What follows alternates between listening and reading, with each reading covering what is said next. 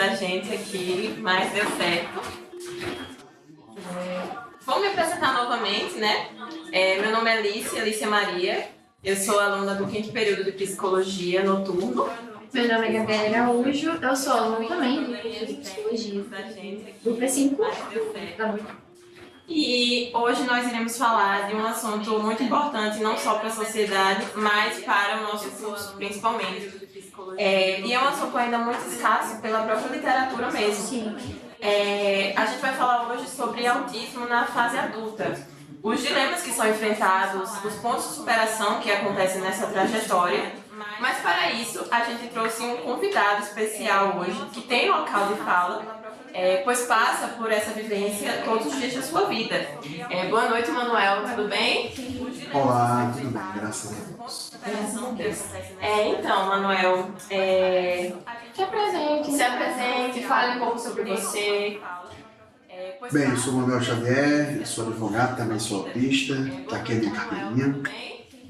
Bem, eu, por ser pessoa com autismo, sou apaixonado pela causa, me satisfaz demais lutar em favor do autismo, para que as pessoas parem de olhar o autismo como uma forma de inutilidade, mas que elas possam enxergar o autismo, tanto para as crianças como na fase adulta, como uma forma de superação, um instrumento de superação. Enfim, esse é Manuel Xavier. Qual a sua idade, Manuel? Só pra gente conhecer um pouco. Eu tenho 41 anos. Quando que foi que fez o diagnóstico?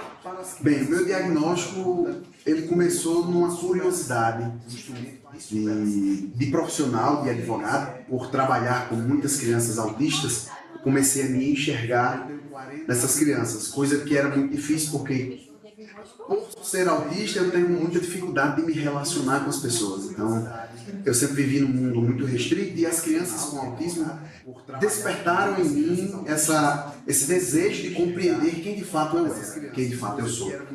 E procurando um profissional médico, já aqui em João Pessoa, sou potiguar, né? Estou tentando me errar de cara aqui, mas tentando o diagnóstico, fui ao médico, o sinal do Dr. Demógenes, forte abraço, grande profissional, e pôde me ouvir durante longuíssimas horas e várias consultas para, enfim, chegar ao meu diagnóstico já bem tardio, já bem velho, né? Vou dizer assim, que com 40 anos você ser diagnosticado é muito difícil porque eu tive que enfrentar coisas sem o conhecimento do autismo, sem o conhecimento do enfrentamento do autismo. Então foi uma tarefa muito difícil, mas graças a Deus eu alcancei essa graça de ser diagnosticado para que eu tivesse um pouco mais de autoconhecimento. E isso é muito bom, né, para você, esse sentimento, esse pertencimento que você teve, né, em relação a isso.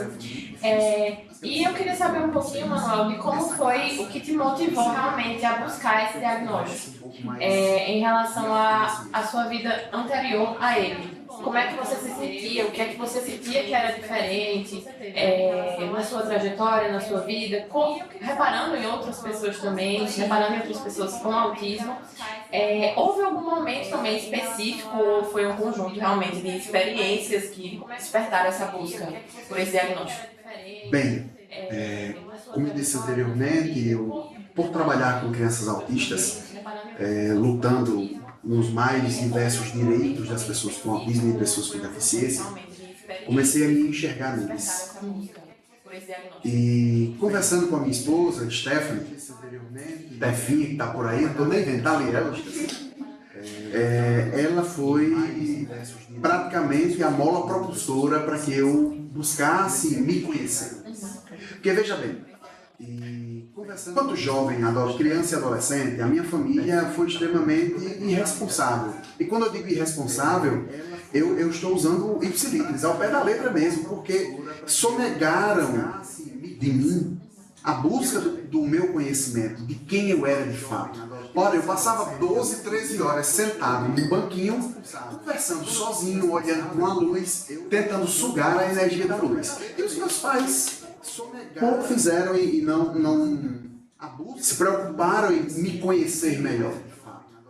E na fase adulta, depois de conviver com muitas crianças atípicas, eu comecei a perceber que muitas estereotipias que eu tinha, muitas coisas, a questão do hiperfoco, e desde já digo que o meu hiperfoco é bem estranho, porque eu tenho hiperfoco em perfume, tenho 34 perfumes. Tenho hiperfoco em caneta, eu já vou perto aí de 300, 400 canetas. E Stephanie fica desesperado, porque toda vez que vai ao shopping, eu não me preocupo em comprar roupa, nem sapato, nem nada. O negócio é caneta ou perfume. Aí eu estou tentando me reservar um pouco mais com perfume, porque dinheiro é difícil. Mas, e tem um grande hiperfoco, que eu estou aqui, inclusive, acompanhando para e passo, no Esporte Clube Corinthians Paulista. Eita! Sou apaixonado pelo meu time, vai Corinthians. Então veja, vendo que eu tinha esses hiperfocos, já tive hiperfoco em livro, e para você ter uma ideia, eu chegava numa livraria, pegava um livro, lia a sinopse, parece que eu já tinha concatenado todo o livro na minha mente. Eu só queria um livro para ter na estante. E quando eu li, de fato, eu já tinha compreendido a história do livro. Mas aí o tempo vai passando, os hiperfocos vão se alterando, pelo menos comigo, se alteraram diversas vezes. E isso me fez compreender que eu precisava me conhecer. E fazendo um resumo, porque senão eu sou louco rei e falo muito. Então, fazendo um resumo, eu e Stephanie chegamos à conclusão que eu precisava, sim, procurar um profissional, procuramos um profissional, para que eu tivesse a certeza e a convicção de que, sim, eu era pessoa com autismo ou não, que eu não era pessoa com autismo. Mas, graças a Deus, eu reitero, para mim é uma grande alegria ser pessoa com autismo. Apesar dos pesares que a vida nos oferece, eu tenho muito prazer de estar dentro do espectro e lutar a favor sempre das pessoas com autismo. Com toda certeza. Além da graduação em Direito, a gente soube, assim, por alto, e me confirme se eu estou certa, que você também tem uma graduação em enfermagem, atuou na área da saúde por 10 anos, e sabemos o quanto uma graduação por si só ela é muito, muito difícil. Como foi para você viver a experiência da faculdade de Direito, sem ainda ter o diagnóstico em si, e como você percebeu alguma diferença dos demais na forma de aprender, de se relacionar ou lidar com a rotina acadêmica em si, porque já é bem conturbada. Como foi passar por tudo isso e sem ter, naquele momento, uma explicação clara de quem você realmente era, vamos dizer assim. Vamos lá. Falando sobre a enfermagem. É uma frustração para mim, de certa forma, porque eu tentei a enfermagem olhando para a medicina. Eu até consegui. Só que a minha família, como eu disse, é extremamente... É uma família extremamente interiorana. Então, o povo assim, não, você está com isso aqui, segura isso aqui que é melhor. Então, o meu olhar era para a medicina, mas eu entrei na enfermagem e fui estudar, e sempre muito isolado. Quando eu não pude mais exercer a profissão, não pude mais estar dentro dos ambientes hospitalares por razões de saúde, eu decidi fazer direito. E foi muito mais difícil fazer direito, porque se as pessoas que fazem enfermagem já são difíceis de trato, as de direito são muito mais. Não é porque eu sou advogado eu vou isentar, mas as pessoas que estudam direito têm muita dificuldade de relacionamento, de se amplificar e buscar relações. Isso geralmente você consegue na profissão em determinadas situações, mas em regra o estudante de direito ele é muito ele. Então eu vim do interior, morando no interior, matuto, criado na roça, dentro de uma palhoça, em cima de um tabuleiro. Quando eu cheguei na faculdade de Direito, eu hoje percebo que os meus sinais, as minhas estereotipias, os meus comportamentos, a questão sensorial, foi muito mais acentuada porque, por exemplo, eu nunca gostei de pessoas gritando. Sempre me incomodou o grito das pessoas, porque eu sempre achei que o grito seria uma forma de violência, ou de indicar a violência. Então, quando eu escutava as pessoas na sala gritando, o meu desejo era fugir. entrar num casulo, me resguardar e só sair dali quando eu me regulasse. Só que eu nem sabia o que era me regular e nem sabia que eu estava tendo uma crise sensorial. Então imagine você, sem o conhecimento, totalmente ignorante sobre o fato, sobre o caso. Então, essa ignorância que você tem de não conhecer, de não saber, de não ter o conhecimento necessário, fazia comigo que eu tivesse essas crises muito mais potencializadas. Nesse tempo que eu estava nesse métier do direito, eu trabalhava na Justiça Federal do Rio Grande do Norte. Então, eu fazia o meu trabalho em 2 horas e geralmente fazia o trabalho do dia, fazia o trabalho nos dias seguintes, porque eu tinha muita celeridade para trabalhar, eu sempre fui muito preocupado com prazo, com coisas. Se eu visse um número, tem aqui 3 coisas para eu fazer, mas já deu meu horário, não, eu vou terminar. E geralmente fazia o trabalho. Essas 2 situações juntas me trouxeram muito mais dificuldade para enfrentar o direito. E o direito, como eu disse, ele é extremamente seletista. E eu agradeço muito a Deus não ter sido diagnosticado durante a faculdade, porque certamente eu teria sido muito mais excluído. Me trouxeram muito mais dificuldade para outra coisa em relação à sua trajetória profissional agora. De que forma esse diagnóstico tardio influenciou, sabe? De que forma ele mudou essa trajetória profissional? Ou realmente não teve mudanças, coisas que você já percebia antes, coisas que você já fazia antes como advogado, não continuou a fazer, né? Você acredita que as coisas teriam sido diferentes se o diagnóstico tivesse vindo antes dessa trajetória profissional que começou? Realmente não teve mudanças, coisas que... É uma pergunta extremamente difícil de ser respondida, porque eu não sei como eu reagiria antes de ser advogado e de ter tido esse conhecimento com as pessoas com autismo. Eu não sei como eu seria como profissional. E eu expliquei.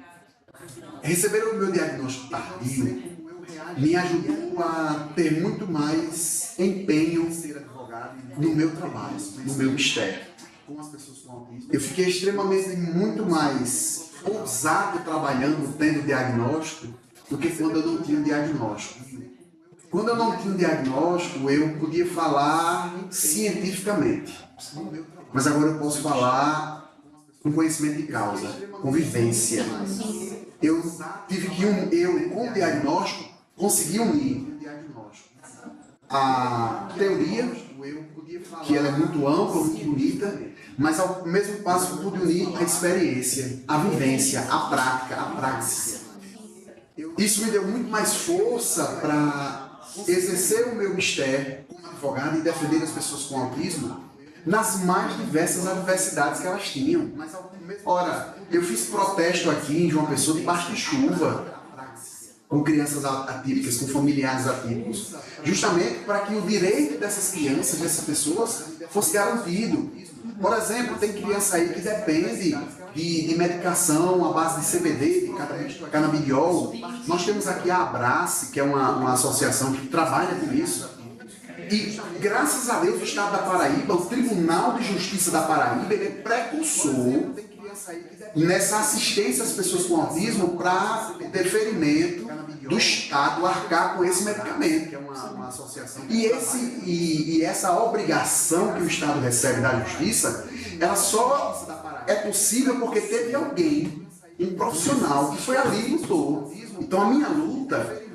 o diagnóstico do autismo não me enfraqueceu como profissional, muito pelo contrário. Me deu mais força e me deixou com muito mais garra, unhas, dentes, para lutar, brigar e ir onde for preciso para que nós, de fato, deixemos esse status quo de pessoas vilipendiadas pela sociedade, porque não é possível que alguém diga, mas as pessoas com autismo não sofrem preconceito. Sofrem muito. Eu, como advogado, sofri preconceito dentro de uma loja do shopping aqui, de pessoas vilipendiadas. E assim, é uma situação que, comigo, que posso me defender, já é ruim. Imagine com crianças que às vezes nem oralizadas são. Então, o diagnóstico me deu muito mais firmeza para lutar em favor do direito da pessoa com autismo. E eu vou diminuir a minha fala, porque senão é esse tipo. Nem se preocupe. Aproveitando essa deixa de falar também sobre um pouco do mercado de trabalho, você acredita que o mercado em geral, eu ia falar mais em questão do mercado jurídico, mas o mercado em geral, aproveitando que você também foi do ramo da saúde, ele é inclusivo para que pessoas diagnosticadas com TEA possam exercer determinada profissão nele? Infelizmente, o mercado de trabalho brasileiro, ele é capacitista, preconceituoso e gosta de excluir. E digo porque é muito difícil você ver um profissional atípico, uma pessoa com autismo, empregada. É muito difícil, muito difícil mesmo. Eu tive a sorte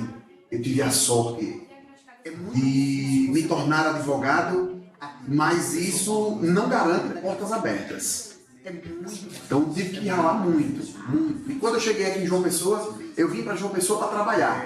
Quando eu cheguei, o emprego que eu vim trabalhar deu errado. Simplesmente deu errado. E foram muitos meses lutando aqui para me colocar no mercado de trabalho, para me adaptar ao mercado de trabalho. Eu vim para João Pessoa para trabalhar. Tive dias aqui com a minha esposa de nós dividirmos 6 bolachas maisena num jantar, porque a gente não tinha de onde tirar. A gente não tinha como voltar para o Rio Grande do Norte, porque a despesa tinha sido muito grande. Estávamos debaixo de promessa. Mas isso não nos calou. E nós fomos em busca, eu fui buscar o mercado de trabalho, mas não é fácil, porque quando você fala que é pessoa com autismo, quando você chega com um crachá, com a carteirinha, as pessoas já olham atravessadas, já pensam que você vai brigar, vai bater, vai morder as pessoas. Eu digo isso porque pessoas ligaram para minha esposa e estavam com medo, depois que eu tive o diagnóstico, que eu ia agredi-la, que eu ia bater, morder, fazer alguma coisa. Então, o mercado de trabalho ele segrega as pessoas com autismo. Segrega. Isso é fato. Agora, eu agradeço a Deus as oportunidades que tive. E onde eu estou servindo, eu agradeço muito a oportunidade que recebi por nunca ter sido maltratado nem destratado por ser pessoa com autismo. Mas eu sei que isso é a exceção, não é a regra. Eu digo isso porque eu ando aqui nas ruas de João Pessoa, ando pela faculdade, ando pelas escolas de direito, ando pelos tribunais e as pessoas olham para mim com certo repúdio, porque acreditam de fato que a pessoa com autismo é uma pessoa totalmente inutilizada e que vai ter um ato de loucura e agredir alguém. Esses estereótipos, né, que se carregam por parte Demais. complicado mesmo. E é por isso que essa conversa e a sua voz é extremamente importante para mostrar essas vivências, mostrar que esses estereótipos estão completamente errôneos desde antes e ir atrás realmente de mais informação, porque isso aqui também é uma forma de informar as pessoas que ainda não têm tanto conhecimento, né? Outra coisa, em relação, seguindo essa linha de raciocínio mesmo, na sua visão, que transformações sociais, políticas, seriam necessárias para tornar realmente o Brasil, no caso da gente aqui, né, o Brasil um lugar mais inclusivo, a nossa cidade, a nossa Paraíba, tornar mais inclusivo, mais empático, mais acolhedor para pessoas com autismo, né? Porque se você já vivenciou, já está nessa luta há muito tempo, já sabe também os pontos fracos, né, que a própria sociedade dispõe, né, os pontos fracos que ela traz consigo. Vamos lá. A nossa legislação, ela é muito bonitinha. Isso aí não resta dúvida. Nós temos a lei Belém Espiana, já tem aí alguns anos. Nós temos o Estatuto da Pessoa com Deficiência. Nós temos algumas outras leis complementares que abordam a pessoa com autismo e a pessoa com deficiência. Mas, apesar da lei estar muito bem organizada, bonitinha, bem escrita, muitas vezes ela é ineficaz. Nós temos algumas outras leis. Muitas vezes ela é ineficaz. Pessoa com autismo, apesar de amar trabalhar como advogado e defender as pessoas com autismo, mas os autistas não deveriam precisar de mim para exercer o seu direito. Sim, Eles poderiam simplesmente chegar numa escola e ter lá um professor auxiliar, exclusivamente para a pessoa com autismo.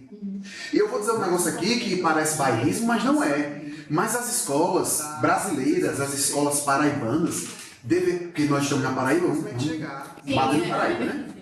As escolas paraibanas, as escolas brasileiras, deveriam olhar para a pessoa com autismo com mais carinho. Parece bairrismo, mas não é. Não é fácil para uma pessoa com autismo chegar numa escola com 10, 20, 30 crianças que ele nunca viu na vida. As escolas paraibanas, a pessoa com autismo tem uma rigidez, tem uma dificuldade sensorial de se relacionar muito grande. Aí eu chego aqui no meio de 20, 30, 40, 50 pessoas diferentes e eu vou precisar me adaptar sozinho. Onde está a inclusão? Qual é a inclusão que nós temos disso? Qual é Aí eu chego, o auxílio que o Estado, no sentido amplo da palavra, propicia para a pessoa com autismo. Eu vejo crianças aí que, apesar de serem oralizadas, mas não sabem ler. Eu não tinha um diagnóstico, eu aprendi a ler com 3 anos. 3 anos eu aprendi a ler e escrever. E uma coisa que tinha lá em Natal chamada Projeto Casulo. Um negócio muito antigo.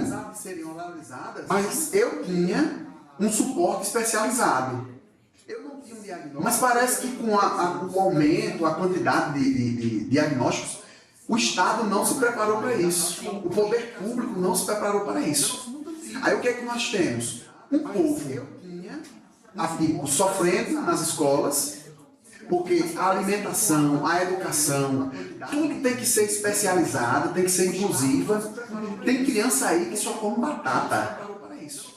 A seletividade alimentar lá em cima. E isso, nós estamos precisando ajuizar demandas contra Prefeitura, Estado e a União para que isso de fato seja efetivado. Ora, eu sou aluno de uma instituição pública federal, o IFRN. Eu faço uma pós-graduação no IFRN. Mas a pós-graduação já está concluindo e o meu pedido de atendimento especializado ainda nem sequer foi apreciado. Pública Federal. Nós estamos falando de uma pós-graduação, não estamos falando nem de um curso técnico, não estamos falando de ensino fundamental, não, é uma pós-graduação, onde são pessoas totalmente esclarecidas que estão ali. E é tão difícil quanto. Eu estou numa situação muito difícil com isso. Então, para que a gente possa ver que o avanço ele está escrito, mas não está executado, infelizmente. É muito difícil a gente pegar a palavra inclusiva, né? Porque quando a gente vê na prática, a gente vê que na verdade inclusiva é apenas colocar lá, mas não tem nenhum apoio, não tem nenhum atendimento específico, não tem realmente apoio exclusivo àquela pessoa que está vivendo essa realidade, né? E a sociedade hoje em dia tem um pensamento, vamos dizer, muito arcaico em questão de incluir e adequar. Eles acham que o TEA, a pessoa diagnosticada com TEA, tem que se adequar à sociedade, mas é totalmente contrário. Temos que nos adequar a diversos estilos de pessoas diferentes que aparecem no nosso meio. Então, não questão de incluir, é totalmente diferente de adequar uma pessoa a uma sociedade já pré-estabelecida, digamos assim. A nossa sociedade, na verdade, ainda não sabe o que é inclusão. Exato. Ela está caminhando a passo de tartaruga para entender o que é inclusão, né? Infelizmente. A inclusão parece que é seletiva. É muito difícil. A inclusão parece ser algo bastante seletivo. Eu vejo esses avanços que as pessoas falam, mas eu não consigo enxergar uma rampa como um avanço. É muito louco para a gente chamar isso de avanço. Foi doada uma cadeira de roda para uma pessoa com deficiência. Isso para mim é muito pouco para ser chamado de avanço. avança de fato que as pessoas não precisem fazer tanta confusão no bom sentido, para terem, para tocarem, para que o seu direito de fato seja palpável, seja tangível. É muito difícil, é muito triste esse cenário. Mas... Essa é a realidade, né? O avanço é o básico, não é? Seria o básico para uma pessoa que precisa desse suporte adicional, é chamado de avanço, né? Infelizmente. E eu queria que você, como pessoa com autismo, deixasse uma mensagem para a sociedade e principalmente para outras pessoas com autismo ou que ainda não sabem, né? Estão passando por algum processo de diagnóstico tardio, passando por processos que você mesmo falou antes, de não se entender em certos lugares e depois do diagnóstico realmente ter essa vivência, sabe? Adquirir essa vivência para si. Eu queria que você deixasse uma mensagem para eles, em específico, essas pessoas que ainda estão passando por isso. Vamos lá. É muito difícil para mim deixar uma mensagem. É muito difícil para mim, vírgula, né? Deixar uma mensagem, vamos lá, em virtude, é muito difícil do quão doloroso é. Pode não ser doloroso tanto para mim. E sou um profissional que, graças a Deus, tenho a minha renda, consigo me alimentar, comprar o que eu gosto de comer. Mas eu imagino tantas e tantas pessoas que estão por aí, debilitadas, sem tratamento, sem medicamento, sem atenção básica do poder público. Muitos deles sem o apoio da família.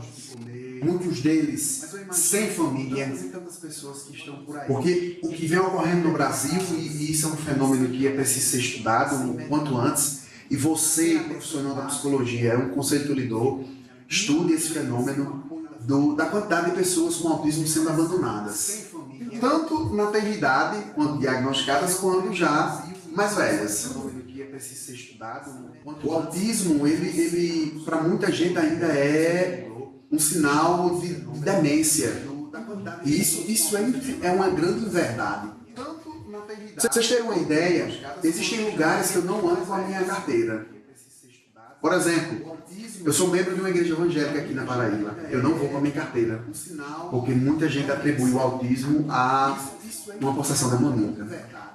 Ainda existe essa história. Existe, e muita gente acredita que o autista ele tem que ser aquela pessoa que anda babando, que no termo técnico é cialorreia, viu? Gravíssimo, profissional, cialorreia. Então, muita gente queria que o autista fosse assim, demente, fosse lerdo, letático, catatônico, aquela pessoa inconsciente, algo orientada, sem ciência do tempo e espaço.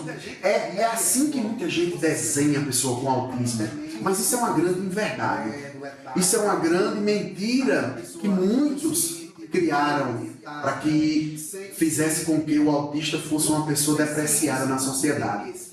Nós temos uma sociedade preconceituosa, nós temos uma sociedade cruel, porque todos os dias, você pode procurar onde você quiser, todos os dias uma pessoa com autismo é atacada, é espancada, é violentada.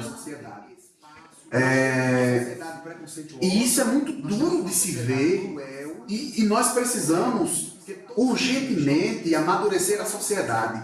Agora, uma sociedade que faz piada com morte de religioso, a sociedade que faz piada com morte de neto de presidente, a sociedade que faz piada com doença de gente. Então, assim, é uma sociedade adoecida, enferma, e que, se não tiver um pouco de maturidade, daqui 10, 20 anos, nós vamos ter um novo modelo daqueles centros manicomiais. Porque os autistas vão passar a ser tão execrados da sociedade, mais do que já são hoje. Eu não consigo enxergar dias melhores enquanto a sociedade não sair dessa bolha imatura, dessa bolha medíocre, desse pensamento medíocre, de pensar com os pés e não com a cabeça, não com o cérebro. Parece que muita gente da sociedade ostenta uma cabeça só para ter um cabelo e um rostinho bonito. Não tem nada de cérebro, são pessoas acéfalas que não conseguem discernir, são ninivitas, que não conseguem discernir a mão direita da esquerda. Mas enfim, eu lamento muito a sociedade como ela está. É muito triste ver a sociedade como ela está. E espero em Deus que possamos ter um meio, que se vire a chave de alguma forma. Eu não gosto muito de usar esse termo de coach, mas se vire a chave, que se vire a história, que se modifique isso, porque nós estamos rumando a passos largos para um estado de coisas. E como disse Hobbes, talvez vocês não tiveram contato com Hobbes ainda, ele fala sobre uma coisa chamada estado de natureza, onde não tem lei, onde não tem norma, onde nada é organizado. É um estado desorganizado, uma sociedade desorganizada. E as pessoas que são preconceituosas, as pessoas que são capacitistas com as pessoas com deficiência e as pessoas com autismo, elas estão decretando e querendo, buscando que voltemos a um estado de coisas em que a balbúrdia tome conta. Então, a minha esperança é que a sociedade brasileira que nós vivemos possa despertar desse marasmo, desse ostracismo terrível, e que tenhamos, de fato, um respeito. A gente não está querendo nada demais, a gente quer o respeito. Quer o respeito às nossas prioridades, quer o respeito aos nossos direitos. As pessoas LGBT estão lutando pelos direitos delas, excelente. As pessoas negras estão lutando pelos direitos delas, excelente. Temos mais é que lutar. As pessoas com autismo estão lutando? Estão. Então que nós, todos nós, pessoas com deficiência, pessoas com autismo, consigamos lograr êxito nessa sociedade cruel e de fato possamos dizer, eu tenho direito. Temos mais é que lutar. As pessoas com autismo estão lutando? Eu tenho direito. Eu tenho direitos como pessoa com deficiência. Mas eu tenho os direitos aqui, ó, numa norma. Mas a efetividade disso é zero. Então, a minha mensagem de esperança é: você que é autista está me vendo. Você que é familiar atípico está me vendo. Bota uma coisa na sua cabeça. O autismo não é um meio de inutilidade. Mas o autismo é a marca da superação. Hoje você vê seu filho sem falar, amanhã, se Deus quiser, você vai ouvir ele chamando papai, mamãe, porque seu filho pode ir muito além. As pessoas podem dizer que ele não vai chegar a lugar algum. Disseram comigo que eu não ia passar de nada, que eu não seria nada. Pessoas ligavam para Stephanie e diziam assim: eu tenho vergonha dele, porque ele estudou tanto. Ora, não sei quantas pós-graduações, não sei quantas graduações, para nada, para não ter um bom emprego, para não ganhar muito dinheiro. Isso me doeu, mas eu estou aqui. Hoje eu cheguei onde eu queria chegar, porque Deus me ajudou. E o autismo, mesmo quando eu não sabia que era autista, e após ser diagnosticado, nada disso me impede de ser quem eu quiser e chegar onde eu quiser. Vou dizer de novo, o autismo não é meio de inutilidade. Eu não sou inútil, seu filho não é inútil, você que é autista não é inútil. Mas você é um vitorioso. Você é alguém que vai superar. As limitações que são impostas aqui, elas são para vencermos e superá-las. Se você acreditar nisso, se você confiar nisso, fique tranquilo, porque você há de vencer também. Muito obrigado. Muito obrigada. A gente, na verdade, que agradece imensamente, profundamente a você, de todo o nosso coração. Tem que ter muita paciência para me ouvir, viu? Fala para mim, falo pelo nosso grupo do projeto. Agradecemos imensamente, porque eu gosto muito de uma frase que justamente fala muito sobre essa luta, que é nada sobre eles sem eles. Então, a primeira coisa que nós como sociedade e nós como pessoas que aderimos à luta, mas que não estamos na pele de uma pessoa com autismo, é escutar, sabe? É a escuta realmente plena, é a escuta sobre a sua vivência, sobre as suas lutas. A gente não vai longe se a gente não tiver a empatia de escutar quem realmente está sofrendo na pele isso. Então, isso aqui é importantíssimo. Essa conversa foi extremamente rica, não só para mim, não só para a Gabi que veio ela, mas para todos que puderam ouvir, todos que ainda vão ouvir, todos que ainda vão assistir esse podcast. Para que fique gravado que essa luta existe, que tem pessoas lutando e que principalmente fique gravado a sua vivência. Então, muito obrigada mesmo, de coração. Eu que agradeço, muito obrigado. Muito obrigado, Uninassal, muito obrigado pela água, pela acolhida. Muito obrigado por tudo. E esse foi mais um episódio do Psicast, voltado para o autismo em pauta, com o tema Autismo na fase adulta, dilemas enfrentados e pontos de superação. Muito obrigada a todos que assistiram e todos que ainda vão assistir. Tchau, tchau. Boa noite.